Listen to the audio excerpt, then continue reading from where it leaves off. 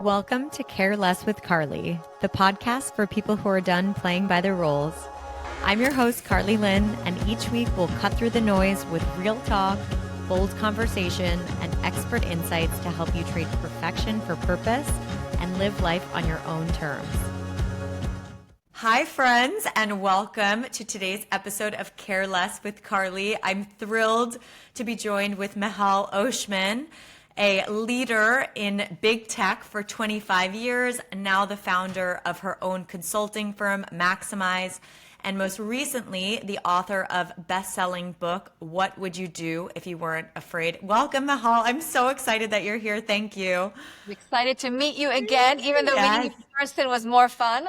But we're going to make this a very great reconnecting and get together. And congratulations for your podcast. Thank you. I appreciate it. And I'll share with our audience that I met Michal in a very kismet type of way. Very spontaneously, I saw an email pop up that she was speaking only a half a mile away from me. And I read her bio and her mission and what she stands for. And I had plans that night. And I said, I have to cancel my plans and I have to go and meet Michal.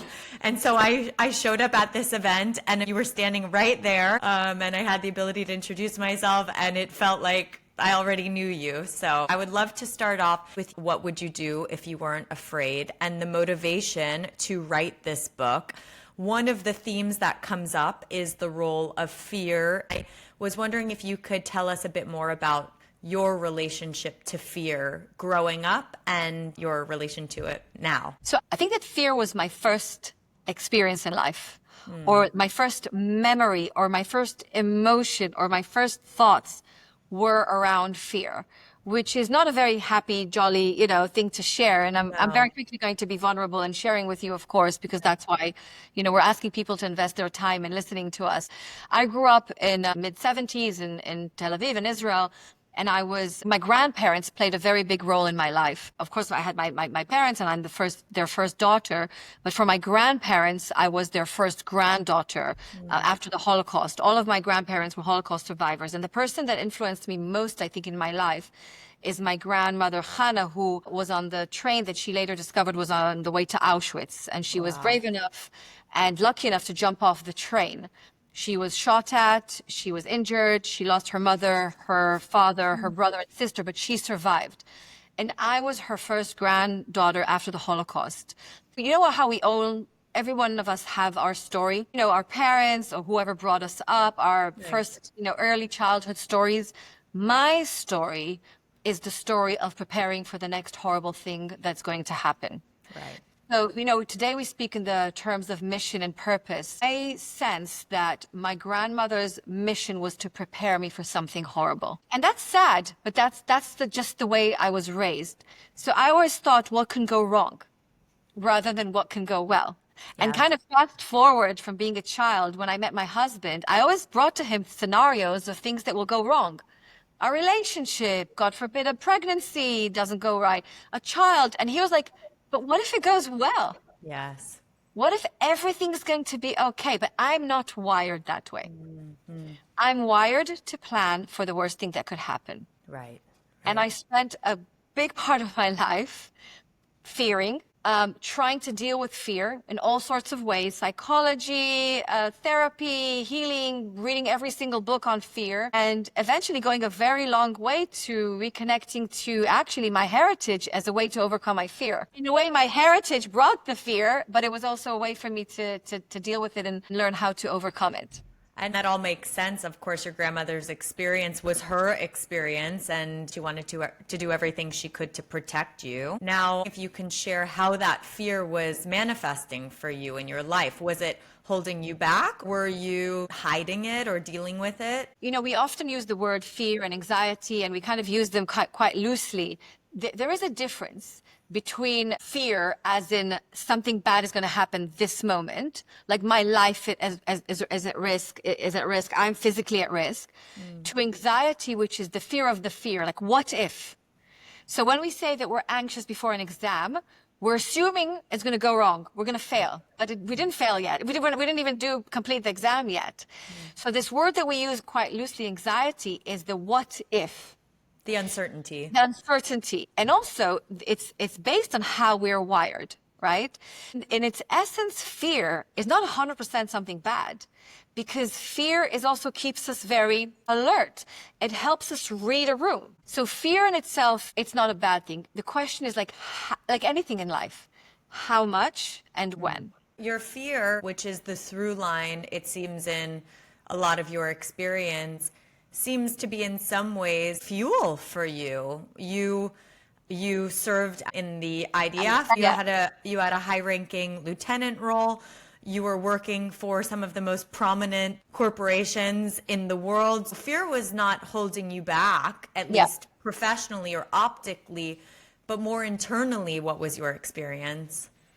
You're kind of hitting the nail on its head. I think when you look at my LinkedIn, people would look at my CV and they'll say, oh, 3 university degrees and, officer in an army and mother of 4 and TEDx speaker and a best-selling author. And the assumption is that I'm fearless, that I feel very comfortable in my skin and all those things, right?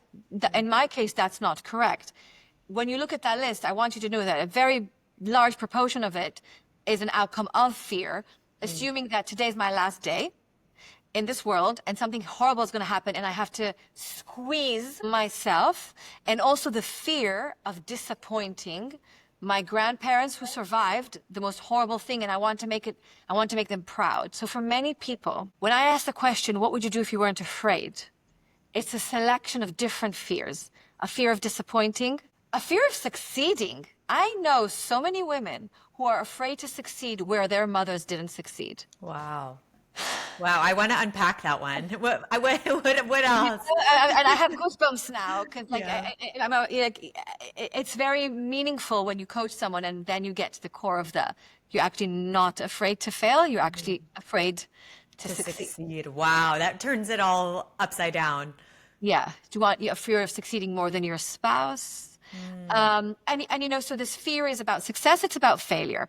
It's sometimes physical. It's about, I'm not going to be accepted. It's about, I don't know who I am. And we're overwhelmed by fear.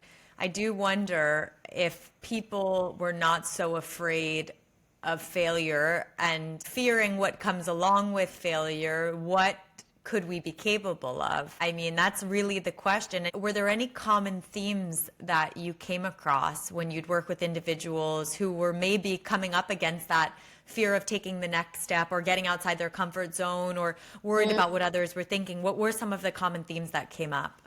So there's something to be said and discussed openly about competition. And competition is everywhere, even if we don't acknowledge it or call it out or talk about it. There's competition in companies and the workplace. There's this competition with myself against myself, right? And then there's competition when we look on the different platforms and we're comparing ourselves to others. And it's quite overwhelming, this world of comparing yourself. And I think that, sometimes people give you advice from a professional perspective. Never look for the room where you're going to be the smartest person in the room. Always look for a room and unfortunately, I was not the smartest person in the room. And many occasions when I was working at TikTok, I was advising the TikTok CEO speak about, a very, very intelligent man. Like this sense of, and this is like all of these things coming together, is how am I going to hold myself in front of these very smart, very experienced, and by the way, even not experienced, I worked with some crazily kind of hugely talented young people that are less than half my age and they just know so much and I want to be like them, right? So there's this fear of like, oh my gosh, they look at me for answers, but I feel like they know better. They look for me for direction, but they're like this generation that's much more. So all of these things go through our heads all the time. And I think one of the healthiest things to do in companies as well as life is just call it out. It's just say, hey, I know you're looking at me now because I've been working in tech for 20 something years, but I want to ask you because you're a digital native. So I think, how do you pivot a fear and not let it freeze you and not let it make you pretend or put a persona, a mask of I know it all. But the opposite, use your fear to normalize not knowing the answer. Use the fear for curiosity. It's like once you, and this is going a bit spiritual on you, once you spend let's do the spiritual. So once you allow yourself to actually, in all this muchness world, if you spend some time make time to understand who you are, on what makes you feel good, what makes you feel less good, what is your, I use the word soul, you can say DNA, identity, like what makes you you. And then also what are you afraid of? And then what would you do if you weren't afraid? And if you do all of that work, you don't have to go on a course, you don't have to run a marathon, you can actually do it at home, wherever you want, and spend some time looking inside. And Carly, I think you and I spoke about it, like what I'm seeing quite a bit now is people are looking for solutions from outside themselves. Yes. Yes. And actually, this is the time to look inside yourself. First of all, I so appreciate the vulnerability, and even in your recommendation to transform imposter syndrome in the workplace into a vulnerable moment, looking across from a colleague, just voicing it. Can you tell me more about that? You seem like you have a really good handle. I'd love to learn from you on this. There is a moment to transform your fear into vulnerability and connection. In your personal experience, at what point were you able to transform your fear, that was your hardwiring, into your purpose-driven life? What was your turning point? So I feel blessed with hitting a very low place 10 years ago and fearing in a not nice way. Because, we are now talking about company, career fears, social fears. I got to a place when I was really afraid from certain thoughts that I had and not finding any solutions, and buying all the books on Buddhism and Taoism and this meditation, and begging the world outside of me to help me in any therapy. At the same time, still being a senior leader. And Sure. please, this is something I really want to say, is like, please don't assume that people feel what their title says about them. Okay, don't assume that people feel comfortable in their skin because they have 50 people reporting into them or because they're making $1 million a year. You never know how people feel. Sometimes people don't know how they feel themselves. And that's something critical to remind ourselves, which I really try to do very often. But I got to a low place, and then I had pretty much two options: or to continue with a not nice track. I mean, on the outside, very nice track, but not inside myself. Yes. Or to change something. And my decision was actually to revisit my heritage, to revisit my identity as someone who's Jewish. And Judaism for me, for many years, was connected to sadness and loss and tragedy and trauma and all the sad things. So I think what happened, instead of like cutting off that part of my identity, I actually decided to educate myself. What does it mean to be me? What does it mean to be with this Jewish heritage? And what does it mean to be someone that's worried all the time? And where could this come from? Because 15 years I spent blaming my parents. And that was, that was good for my therapist. And also it helped me grow some, self-awareness, but it didn't really bring a lot of solution. My parents had their own journey to go on separately and then together. And today, as a parent myself for 4 children, I can say that, I can imagine my children sitting in 5-10 years, maybe even now when I'm not aware of the oldest one, and kind of complaining about me. And that's okay, right? I do my best to offer them a very meaningful, upbringing, etc. Right. But I'm like you, I'm a huge believer in therapy and psychotherapy and speaking therapy. But at some point I was hitting the same wall again and again and not healing. By the way, I also studied psychotherapy myself, so I know it, but I didn't feel it was taking me to a new place. And actually, and I don't know if the word spirituality is the right word to use, but I actually learned that I have a soul. At some point about 10 years ago, I realized, and I didn't share with you everything about my childhood, but unfortunately I saw difficult sites connected to my father's job. I was exposed to scary things. So I can understand why I will become a person that is afraid. But at the same time, maybe that's not the reason. And at the same time, maybe that's just who I am. And I arrived to this world to overcome my fears. So 10 years ago, I reconnected to my Judaism. I reconnected to understand what does it mean to be me. And at the same time, continued all the rest of the things. And now it becomes part of my, I don't want to say toolbox, but it becomes part of how I manage my life. It's part of who I am now, and it wasn't for the first nearly 40 years of my life. Yeah, it sounds like the beginning, the first 40 years of your life, you were motivated by stories that weren't yours. And then you had this almost awakening from your painful low point that gave you a new lens to experience life. I'm wondering if you can share some of those tools that you gained from reconnecting with Jewish spirituality. And if you're a listener and you have your own faith or your own belief in the universe, I'm sure these tools can be applied more universally. If there's one or two you could share with us. So I'm really glad that you mentioned that these ideas or this content is not just aimed for people that are born Jewish. This is for any person that just wants to learn something new, and maybe you know this already, to help you look at life or maybe yourself in a different way, or in a way that will be more helpful. And at some point in my life, I asked my father, when the body is finished, is it possible when the physical body is finished, where do all my love and respect for you, my father, my mother, my grandparents, like, does it continue to stay in this world? And my father said, no, when the body is done, everything's done. I remember, and really, Carly, like, I don't know how to express this in words. I think I was only 9.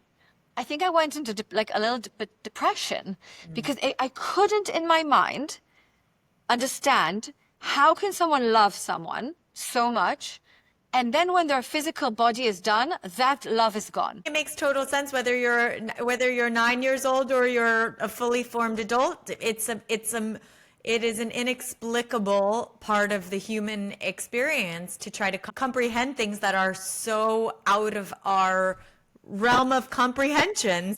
I remember saying to one of my therapists, this experience that I had with my father, I kind of reflecting back, and I said to my therapist, and I still don't agree with him. And then when I discovered, and this is me being spiritual and at the same time being a senior tech leader, when I really discovered that based on Jewish tradition and based on other faiths as well, and non-faiths, this body that we have, that we spend time fixing our hair or putting makeup, I'll speak for myself, this body is actually a container of the soul. You know, the reason this body is here is actually much deeper, which is to contain this essence. And that there's no one that has the same essence like you have, call it essence, soul, whatever. And when I discovered this world of, these are physical bodies that are holding souls here, and there's no one else like has the same soul as you have, it changed my perspective in a few ways. A, I can stop blaming my parents for every single thing, because, you know, maybe I started before them. The second thing is that my soul is here to go on a unique journey, and it was never meant to be a very easy sail, because I also learned that life, maybe it wasn't supposed to be a bad experience, but it was never supposed to be like a full Disneyland joyous experience every single moment. And it also taught me that there's a much longer game. So from a very obsessed, today is my last day, I have to get this degree, I have to get this job, I have to get this promotion, I have to be acknowledged by my manager, I'm not good enough. Suddenly I'm like, there's no one else like me, and I'm going on my own journey, and I'm going to surround me with people that make me feel good, and I'm surrounding with people that want me to be exactly who I am and help me grow. And you know what? And this is a long journey. And you know what? No, dear parents, you did your best. And I'm only going to focus on now and the future. So it's a completely different way of looking at life. Right. It's completely, you now own your experience. You're connected to your reason for being, as opposed to looking to blame or to give away your power to other people, to colleagues, coworkers, with anybody else. Because you're now understanding that you're here for your unique path, and it's nobody else's to own.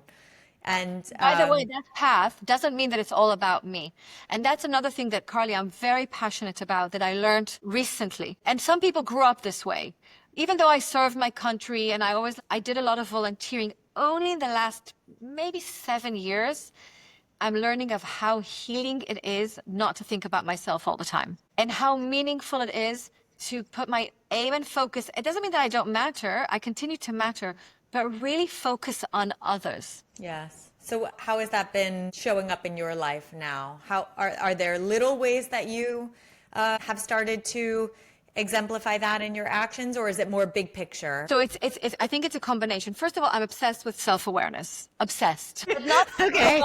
like, oh, is my jeans, like, am I looking great in my jeans? I mean self-awareness. How much am I listening to my voice, and how much am I in my inner voice? When you speak, am I trying to answer you in my head, or am I really listening to you? Without this urge to immediately reply or say something smart or suggest a different perspective. So think about me applying that on a good day, not every day. Think about me applying this with my 2 boys and 2 girls, applying this with my husband. I'm listening to him with 100% curiosity, even though I think we've had this conversation before. I'm trying not to fall into that trap because he's going to see it in my face, my body language. And then think about it as a manager or as a colleague. I'm borderline obsessed with human beings. I want to understand how they're wired as much as they're happy to share. And then I want to help them. And obviously that's what I do for a living. Help them utilize, maximize, connect to who they are. Yes. Learn some skills and then get a lot out of life. Yeah. Listen, I'm not that person that says be authentic and just blah everything out. I saw some very bad behaviors in companies when people will just blind their authentic self, not helping anyone apart from getting rid of their toxicity. That's not who I am. I believe in people thinking about what's that unique thing about them that the world needs of them, from them, can connect to that, package it, call it something, and then just share it with the world. Right. You're being yourself, but meaningfully, purposefully, with sensitivity. I see a lot of people not helping themselves at work because they're just being themselves without thinking who's in front of them. That's not going to help. Right. Showing up as your authentic self is not an invitation to be completely insensitive to the people around you. It's not an excuse to share in a way that is destructive or bringing people down. That is not showcasing the right authentic side that is expansive, that is motivating, that is honest or vulnerable. I'm curious, when you ultimately decided that it was time to transition from working for big corporations to launching your own consulting business, do you think it was linked to your discovery of these tools and finding a deeper connection to your purpose in this world and your curiosity about humans? I think that I had, and I'm still on, and I really feel blessed, Carl. Like I'm on this incredible personal and professional ride, and some of it credit to me, right? Like I pushed myself out of credit. I pushed myself out of comfort zone. I mean, I'm not the kind of girl that would say, oh, it was all that No, I worked hard, And you're still working, of course. I'm still working hard, and I even probably harder. However, I'm starting to feel more comfortable in my own skin. It's hard to explain, like, because I've been feeling more comfortable in my own skin and less perfecting myself and obsessing myself. Like for me, once, if someone didn't like me or like didn't think good thoughts about me, that was a disaster. Today, and it's also the nice thing about aging, I mean, don't take this the wrong way, but I don't care that much. I mean, the title of this podcast is Care Less. So we're hitting the nail on the head, because I want the listeners to understand how to reach this point of letting their light in them be the guide and getting to a point where they can show up in the world in a way that it's the best expression of them, and they're not held down by self-limiting beliefs, perfectionism, fear, doubt, insecurity. And you are the model of success. Of course, we're work in progress, but you've done this. So I want the listeners to be able to connect and understand your story. So I try to show respect to every single person, and I really assume always good intent, but I'm not everyone's cup of tea, and that is okay. I can go to sleep thinking that, to bed at the end of the day thinking, maybe that person is not loving my content. Maybe that person wasn't impressed, quote unquote, with me. It's okay. There's a lot of other people that I can bring meaning. It's all a question of how you measure your effectiveness. I count one message that I'll get from a mother saying, my daughter has been anorexic for 5 years. This is the real story. And she has been refusing to eat and, et cetera, for 5 years. I read to her the chapter on soul in your book, and she asked me for a smoothie because she realized that this body of hers is here to hold her soul, and she wants her soul to continue. Oh, wow. That matters to me. Yeah. So you also have to become so clear. What do you care about? What do you care about? What matters to you? It's very possible that what you care about is actually the easiest thing you can achieve. Sure. But if you obsess about what someone else cares about, that's in your way. So this going on this journey of caring about the right things, thinking about how I bring myself in a meaningful way, not just for myself, but for my family, for my team, for my company. And also knowing that the hard bits are parts of life. And listen, when I worked at TikTok, I had hard days. When actually I felt a tension within myself, between my values, between like what's the right thing to do. I want to normalize people at work. They go through these internal tensions, or not just at work, in life. And instead of like trying to get rid of the tensions, I try to bring the language of tensions to the discussion itself. So I would say, again, instead of looking like that person that has all the answers, I would say, I'm feeling this internal tension between what's right for our team and what's right for our users. And like, once you talk about those experiences that people have, suddenly a lot of the anxiety also drops. And I'm sure you found too that by you voicing that tension, the likelihood is that there were other people in the room experiencing the same thing. Maybe just they weren't comfortable sharing it. I am wondering if there are a few tactical ways that listeners can start this process. I mean, if you've found this podcast and the concept of caring less resonates, then there's probably an area in your life, maybe you're feeling stuck or you're sensing that you're not living in alignment. And maybe it's exploring spiritual teachings or different ideologies, but what can somebody do today or this month to start trying to better understand what they really do want to care about? Yep. There's so many things I can say about this, but I want to respect, of course, everyone's time. And I love the practicality of any discussion, because we need to be able to kind of, bring it back to life. So actually, I'm not going to give a spiritual example, but I'm going to give an example that I've been asked about so much recently that I feel like it's a thing. I've been asked, I don't know, a dozen times in the last couple of months about personal branding. Personal branding in the context of work. So not personal branding as in like Beyonce's brand or Coca-Cola, right? But any person that is living in this world and starting to care about their brand. Personal branding means, I think in the context in the workplace, that people want to become much clearer about what they stand for and also what other people stand for, i.e. their values, their skills, the energy that they bring into the room. Why does this matter? Because very often people, in their heads, they think they're perceived in a certain way, or they think they're projecting a certain behavior, but in reality, people are reading something different. And that mismatch, that disconnect can cause a lot of tension and can cause a lot of disappointment. So a very practical kind of how to figure out what people think of me, and is that how I think of myself, is to take a piece of paper and just think about 3 people that you work with. If you tell them, Carly Lynn, 3 things that define Carly, write that down. Then 3 words that your client would say about you. Then 3 words that your manager would say about you. And you have a list of 9, 10 words, and you look at the words, you take a step back. And first of all, this could be a bit emotional, because it's very possible that when you're very honest with yourself and you make this list, you're like, that's not me. Or why would say that? Obviously, it's all you give yourself the answers, but again, you have to be honest with yourself. And then you can wonder, wait, if they're going to say that, by the way, you can actually go and ask them, which is even better. Hey, I'm going to just don't think too much. When you think about me, what are the 3 top things that come to mind? Right? That's even better. And then you can look at this list, part of it your thoughts, part of it someone else's thoughts, but someone that knows you, and say does this define me?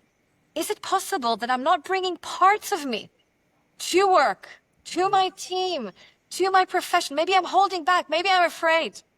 And then how can I overcome my fear? Wow. Right? If you feel that you're super creative, but no one said creative from those 10 people, what's going on? Yeah, I love that exercise. And I think an important note that you mentioned is seeking feedback from people you trust. People you know have your best interest, because you want to make sure that you're taking notes from people that really know you and see you, and not just whoever on the internet or I'm sure. Exactly. And if you're that person that someone's gonna, if someone's gonna listen to this and decide to ask for feedback, you can tell your friend or your colleague, being kind doesn't mean saying nice things. Being kind means just telling me the truth. Of course. Your kindness really is just being honest. That's Right. kindness. Kindness. Yes. Kindness. And having honest feedback, but feedback from the right person delivered with kindness, meaning not in an attempt to knock you down, but with the intention to build you up. Yeah. And I think it's a really great exercise, and will probably open the door for a lot of honest conversation. I really love that exercise. Before we wrap up today, I want to give our listeners a little bit of insight in some of the additional creative projects that you're working on. So I know you posted on LinkedIn that you're doing Maximize, which is your consulting agency, office hours. And if you want to talk about what that will be and what listeners can look forward to. So we spoke about life and overcoming fear. For me, leaving TikTok just before becoming 50 was a bit of a fearful moment. Like, oh my gosh, am I going to start, this new journey? I'm not starting a new journey. I'm just continuing the one that I've been on and kind of making it right for what I believe in and what matters to me and what I care about. And when I chose the word maximize, I thought I like this word because actually in many ways, and not in a way that some people would think about maximize in the context of business, which is like squeezing the lemon completely and getting... I actually think about maximize in the sense of like maximize my life, my potential, maximize aligned to who I am, which means actually that some things I won't be doing or won't get involved in. But through coaching hundreds, if not thousands of people over the years, I realized that there's so many of us that are not really connected to ourselves, know how awesome we are not really aware of our talents, and then definitely we can't maximize who we are. So I'm very passionate about providing content, ideas, tools for people to get clear about who they are, what makes them them, because there's no one else like you 100%. How can you maximize that for your personal life, for your career, for your relationships as a parent, life department. So I'm going to start shooting, kind of a little bit of a show, and hopefully be able to connect with people that also want to maximize themselves. Does that mean that they're going to be doing everything, or they'll be every person? They will be themselves, maximizing themselves, which is something that I'm very passionate about. And then hopefully I'll start writing my second book, because the first book, yes, I know, because the first book has been such a blessing, and we sold tens of thousands of copies.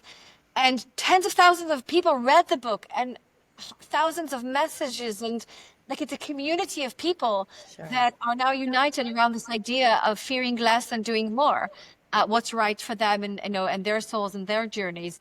Yes, I'm excited and I'm full of energy and I'm grateful. It's so clear to see that. And I listened to your TED Talk on transforming fear to purpose. The question you sort of rhetorically said is, well, how does one find their purpose? And you said when you find something where you're just in flow and it feels good and it energizes you, that's how you know you're on the right path. And it's so clear talking to you that you are so living on your path. And thank you for continuing to do all of this beautiful work and sharing it with us too. So thank you for hosting me. It's really my pleasure. And I'll link your contact and your socials and your website in the show notes so that everyone can stay in touch with you. But thank you. Always thank great you for everyone that's been with us today and from today onwards. And thank you for being such a brilliant, talented, kind soul. Thank you. And same to you. Thanks for tuning in to Care Less with Carly. If this episode resonated with you or reminded you to stop living by someone else's rules, I would love to hear about it. Don't forget to hit subscribe so you never miss an episode. And if you enjoyed today's conversation, leaving a quick review means the world and helps more people find the show. If there's a guest you'd love to hear from, DM me their name at Careless with Carly on Instagram or drop me a comment. I'm always looking for powerful, honest voices to bring into this space. Until next time, you got this. Keep caring less about what others think and more about what makes you come alive.